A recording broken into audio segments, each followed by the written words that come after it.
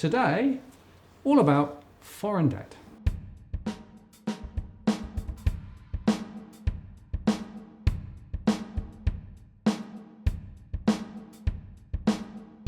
Hello again, it's Martin North from Digital Finance Analytics. So today I have John Adams with me again. John and I did the video a few weeks ago and it's been very popular. Had a lot of questions, and so we're going to take the conversation a little further. And by the way, if you would like to support our work, go to our Patreon page where you can make a contribution. John, welcome back. Thank you for having me. It's good to see you again. You too. So we had a lot of enthusiasm and a lot of positive feedback from our last video. We did. And one of the things that came up was the question of foreign debt. So today we're going to explore foreign debt in a bit more detail. I guess it's probably a good place to start would be to define what we mean by foreign debt. Sure. So foreign debt is what we owe the world relative to what the world owes us. So the ABS has statistics on gross foreign debt, and our gross foreign debt, how much we owe the world, is about $2.1 trillion. And the world owes us about $1 trillion, which means that our net foreign debt is just above $1 trillion. Right, so let me just get clear on that. So if we add up everything that everybody, that's individuals, corporates, the government, everybody. That's correct. At a gross level, it's over 2 trillion. Yes. Right? And then if you offset the stuff that the world owes us back, yes, the net's still over $1 trillion. Yes. That's a big number. That is a big number. So that works out as of March of this year to be about 57% of GDP. And back in the 80s and the 90s, foreign debt was a very topical conversation. I mean, John Howard in the 1996 federal election campaign had the foreign debt truck. So it was a big issue sort of back then. The politicians were making hay of it. And then since Howard got elected in 96, the politicians went quiet on it. And the foreign debt's gone out of control. So Howard was saying back then, look how big the debt is. This is a big concern, right? That's what he was saying. How big was it then? So it was around 39% of GDP, around 1992. So 39% then, and now over 50% now.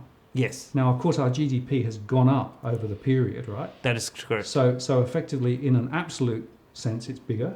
That's but also right. in a relative sense, if you compare it with GDP, it's bigger. It is. Is that a problem? It is. So there was a book that was published last year by a couple of economists based in Melbourne called Peter Brain and Ian Manning, and they wrote a book called Credit Code Red. And their thesis was that we were headed to a default of our foreign debt because the foreign debt is way too large. So the IMF had put out a report some time ago with a set of metrics that said that since the 1970s, there was about 60 examples of countries that had massive issues because they had too much foreign debt and they couldn't service that foreign debt. And the key metric that the IMF has stated is that if the foreign debt is above 50% of GDP, then the risks of a local currency crisis, and this is something that I spoke about in a previous news.com article about the 6 scenarios to Armageddon, a local currency crisis, the risk of that happening dramatically increases if we go above 50%. And we first touched 50% in 07-08 according to the data, but then we sort of went back down below 50%, but in 2011-12 we hit 50% and we've been up above that ever since. And so today we're sitting at 57%. And basically, one of the big concerns is that as we go into a rising interest rate environment, the interest on the foreign debt will increase.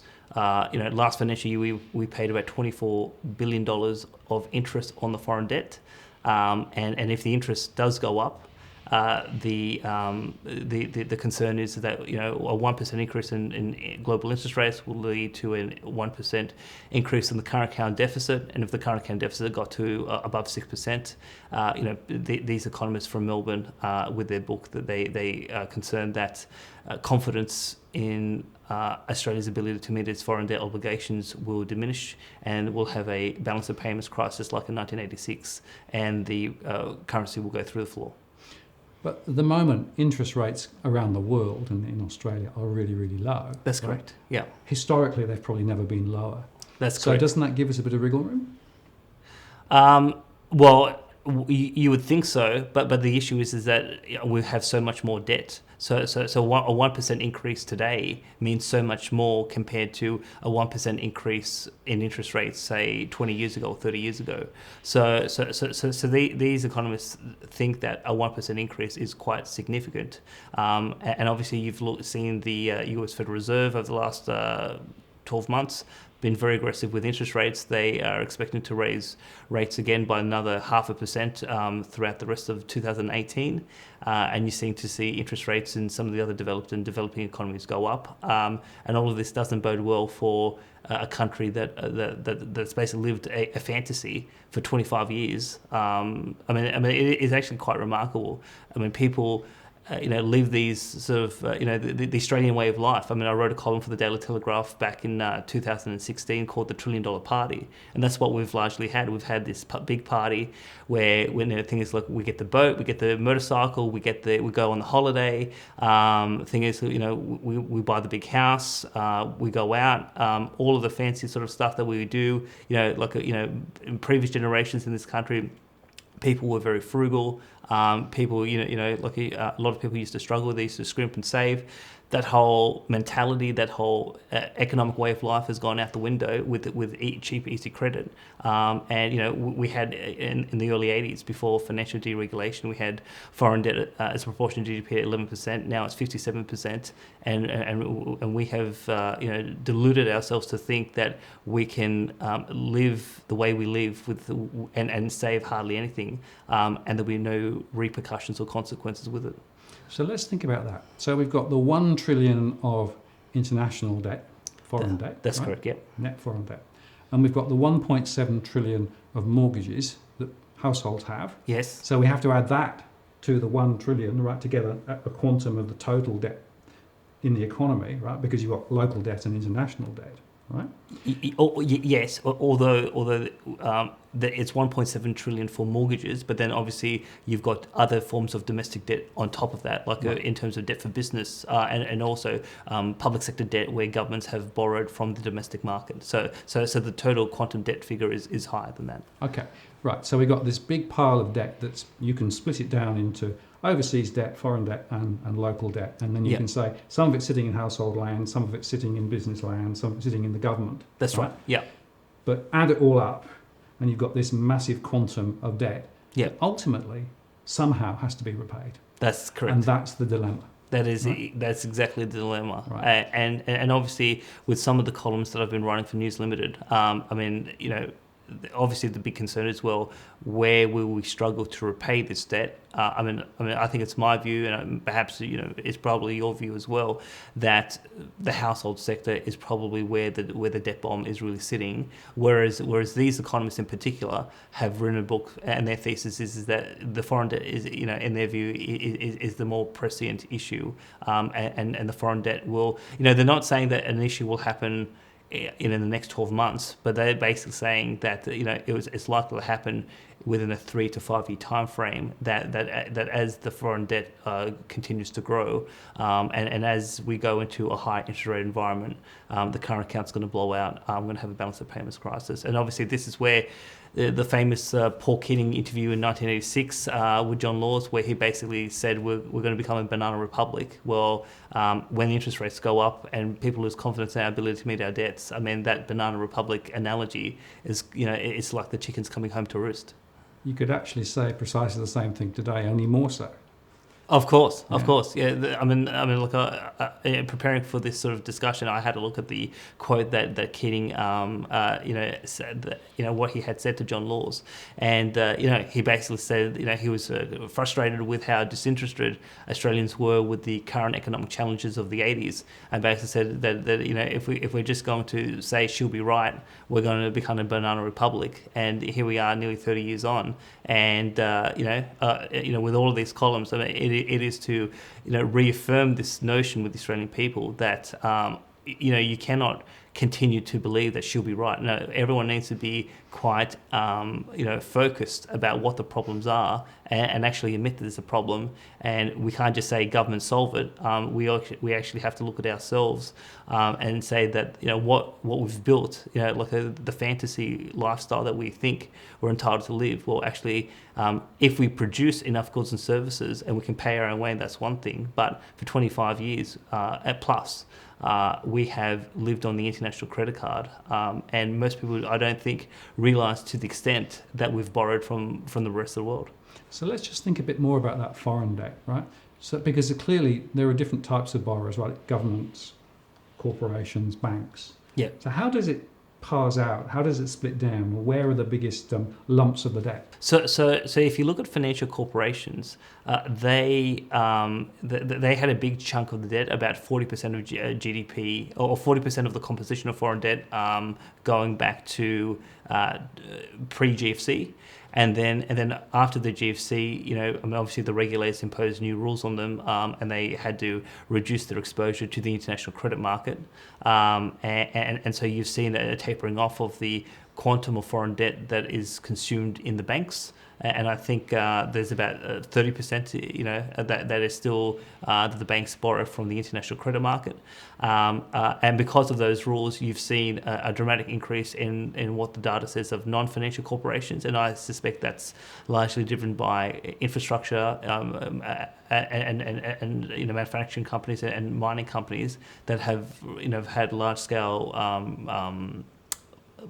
projects that they need enormous amounts of capital. So if we were a high-saving nation, we could actually invest in our own production, our own projects. But because we don't save enough, a lot of these corporations had to go to the international credit markets to get that money, and that's led to a dramatic increase post-GFC of these non-financial corporations increasing foreign debt.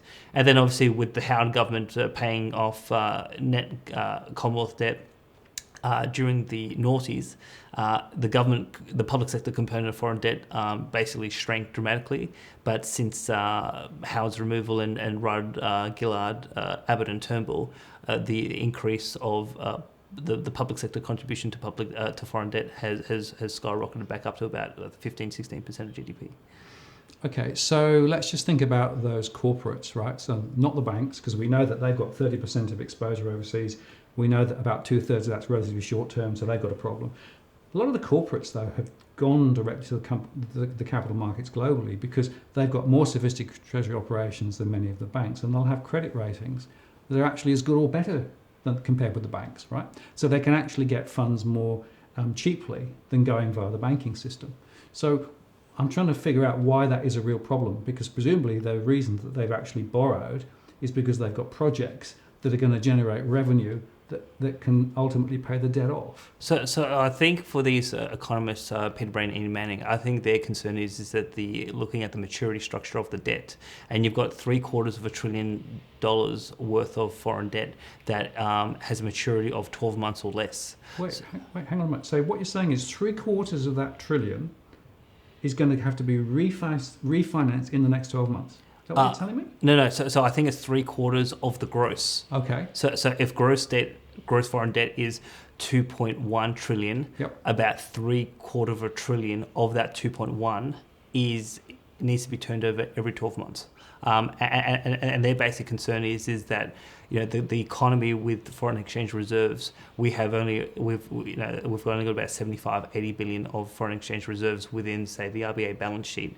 And I think their concern is that do we actually have the reserves required to meet these short-term obligations if you get accelerating interest rates?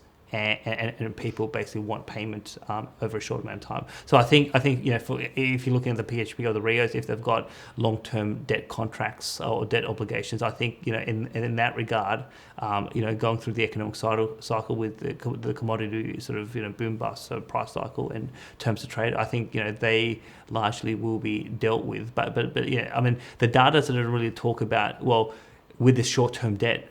Who's actually holding it? I mean, perhaps you'd think that the government has issued a lot of short-term treasuries, so that could be an issue there. Obviously, I mean, you could probably speak with more authority about this, about how much of the banks' portfolio is reliant on short-term foreign debt.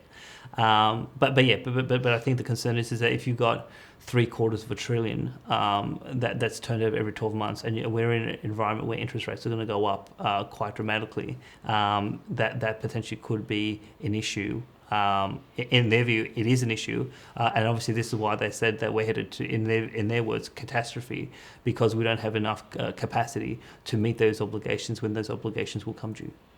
Okay, so we have short-term debt needing to be refinanced. We know that the international rates are going up.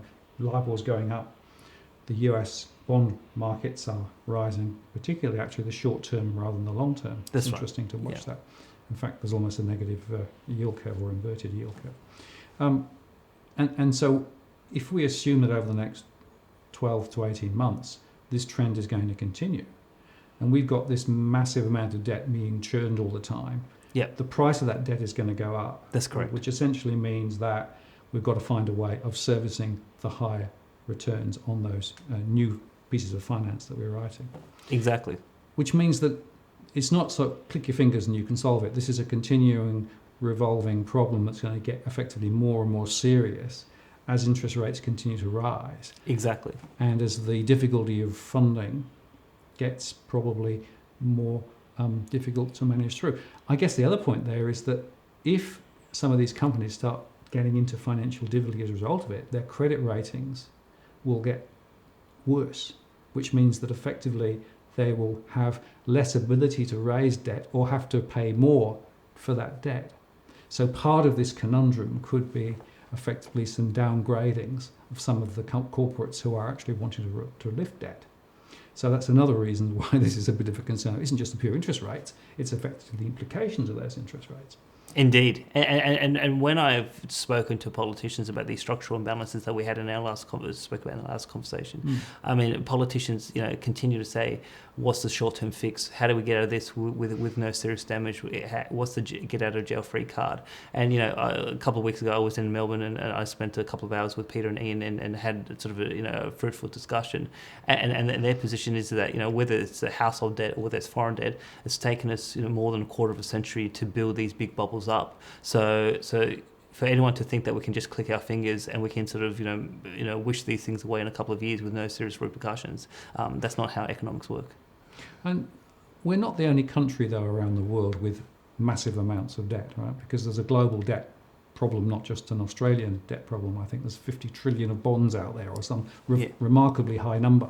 Oh, look, I've actually heard 2 trillion. Like right. the global bond market is about $2 trillion. Okay. Oh, sorry, 200 trillion. 200 trillion. Okay, yeah, well, it's pretty big. So not only do we have the issues here, but presumably there are other countries around the world who have precisely the same challenges. Indeed. And so, the one that's got a lot of media attention at the moment is Turkey. Turkey has, large amounts of foreign debt. The Turkish lira has, I think, fallen more than 15%, depreciated about 15% during this calendar year. And obviously there's been a lot of attention about, with a falling currency and concerns about can they meet their international obligations, how are they going to fare with this? And so there's a lot of heat on the Turkish government over this. So obviously, there are governments around the world, but, I live here, I'm an Australian, and obviously first and foremost is thinking about, what are our conditions and how are we positioned to handle choppy waters going ahead. So do you think Australia's credit rating itself is under threat then? Well, I don't place a lot of stock in credit ratings. Again, I think you may know more about this than I do, but I think on the day that Lehman Brothers went under, or just before, most of its stuff was AAA. So, and obviously the credit rating agencies have been found wanting by overrating certain countries or products. Whereas the quality of the actual underlying asset, didn't warrant that AAA credit rating. So, the politicians keep on saying we've got a AAA credit rating, but I don't place a lot of stock in that.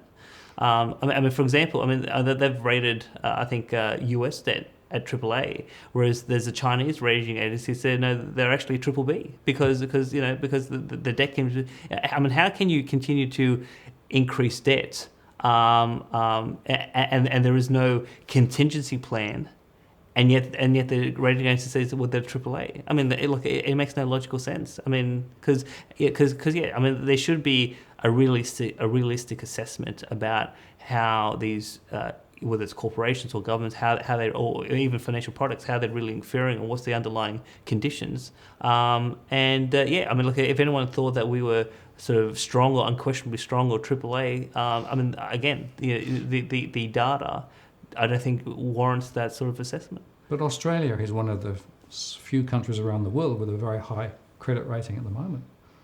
Well, look, that is true, but again, I mean, the thing is that there's no appetite in Parliament to actually. I mean, if we're talking about government debt for a second, there is no appetite to balance the budget. I mean, I've been saying this to politicians. I mean, as early as 2013. I mean, I remember having a conversation with my former employers, Senator Sinodinos, and obviously he was the Howard's chief of staff during the Howard era. He was his chief of staff for 9 years, and I remember before the 2013 election, because we were having this internal debate about when will the coalition deliver a surplus? Because obviously we were very confident that we would win the election. Would we try to deliver a surplus in the first year, how long would it take? Because we weren't sort of getting the right assurances from Tony Abbott and the people around him. And I remember having this one conversation with Sinodinos, and I said, what if we went into the 2016 election with 3 deficits, given what Howard and Costello actually delivered for the government, but also for the Liberal Party? And Sinodinos said at that time, unthinkable.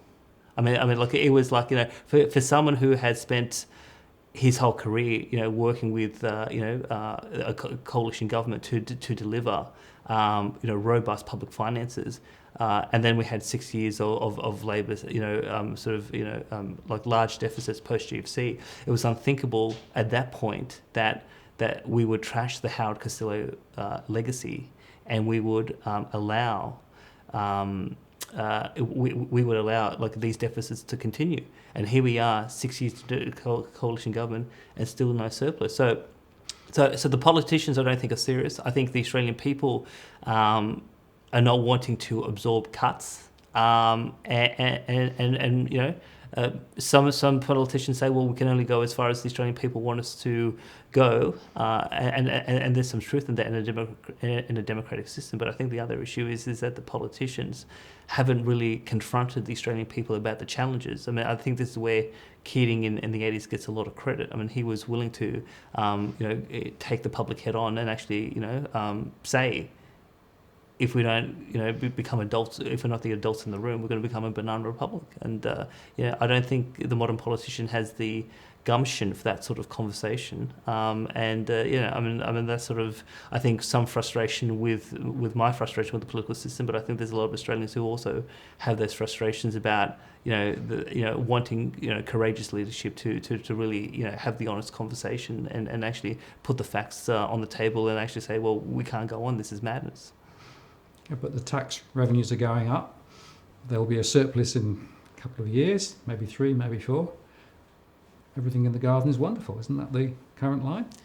That is the current line, but look, I mean, like we just said in the previous video, you can listen to the official line, but I think everyone has to study how robust that is. And when you've got the biggest bubble in the history of the country, and you've got rising interest rates, well, we may have a surplus. I mean, there was an article, I think, the other day saying we may actually have a surplus this financial year. So that's actually surprised everyone. But even if we have a few small surpluses, well, I mean, the government with these tax cuts have projected that we're going to have rosy economic times for the next decade.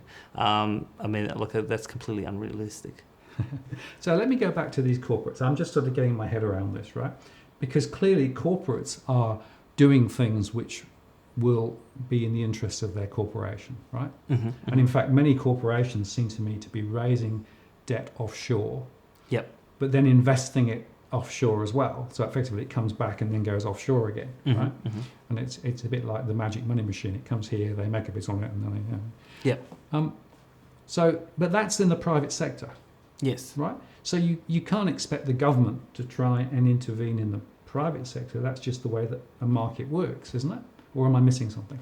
Well, there's a very philosophical point there. So I think the Howard government position on foreign debt and debt in general was, he as Prime Minister would take care of government debt to the extent that he could, that Parliament would allow him to go forward with. But the private sector is, the private sector is the private sector, and from a neoliberal perspective, they weren't going to intervene. So now some people say that some people take a different view on that. I think the Manning brain thesis is that by allowing the private sector to continue the way they have, we've actually got ourselves into a pickle by having these massive structural imbalances.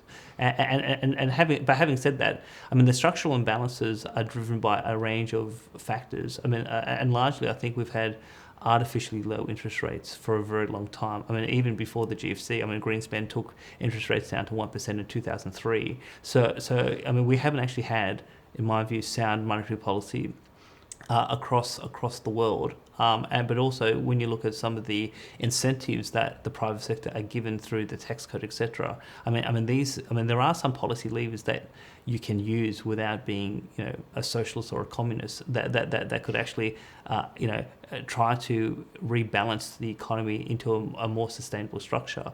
And obviously, the Fitzgerald report in 1992 had a whole host of policy suggestions about how the country could raise national savings, and obviously, the Brain and Manning in their book talked about certain policy actions that the government could do to restrain the growth of credit in this country, restrain the size of the financial sector, so that we don't have these debts that go out of control.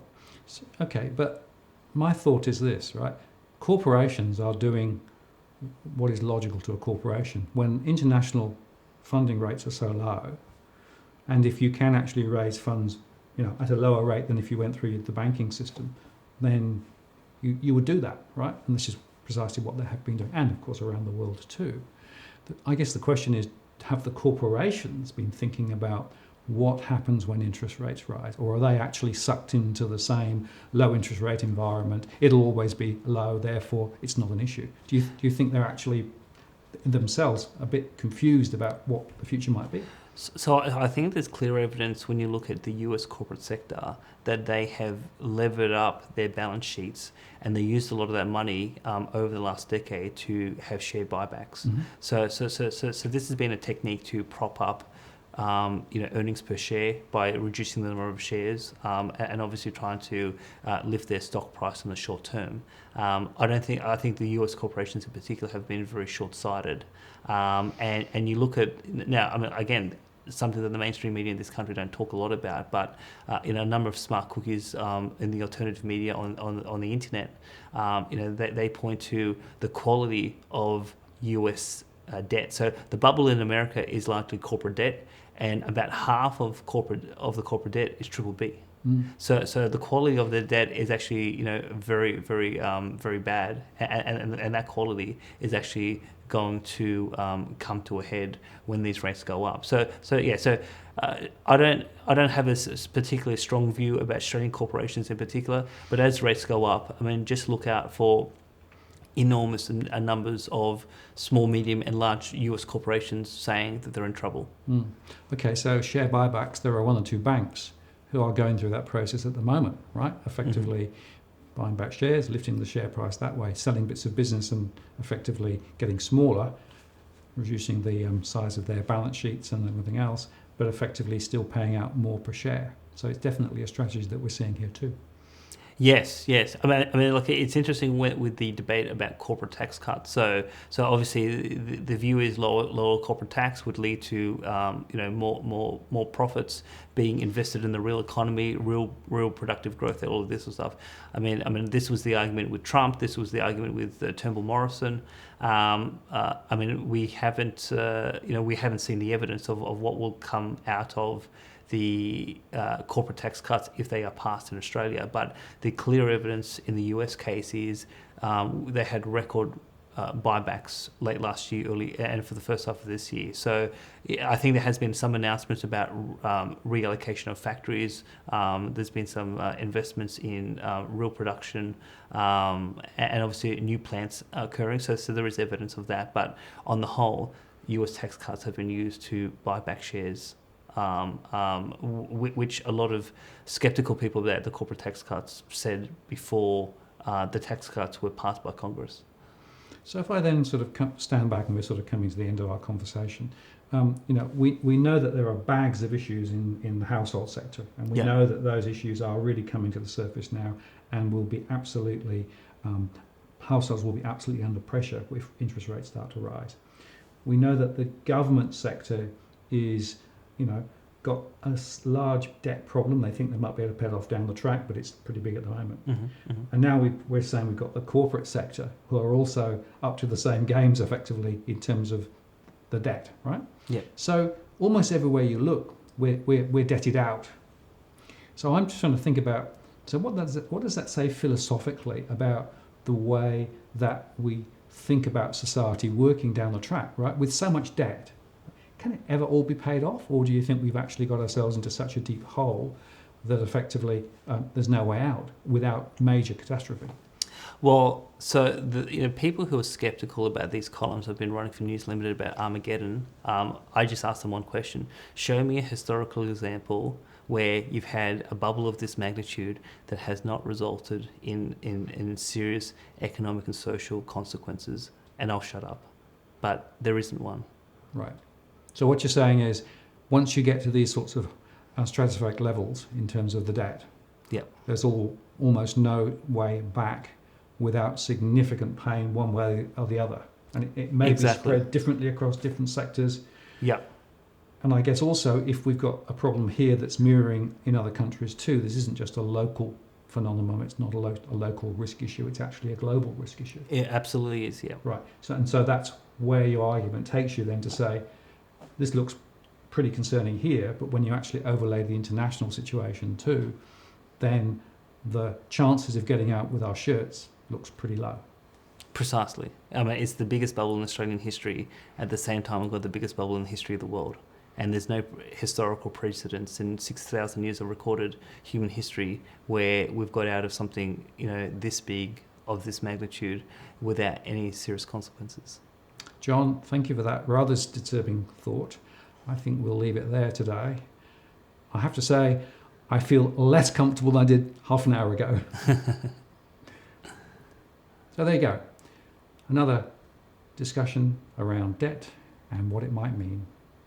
We're going to come back and perhaps do another of these down the track. If you've got some specific questions that you'd like us to discuss, then add them to the comments below. I'm Martin North from Digital Finance Analytics. Thanks for watching, and we'll talk to you again next time.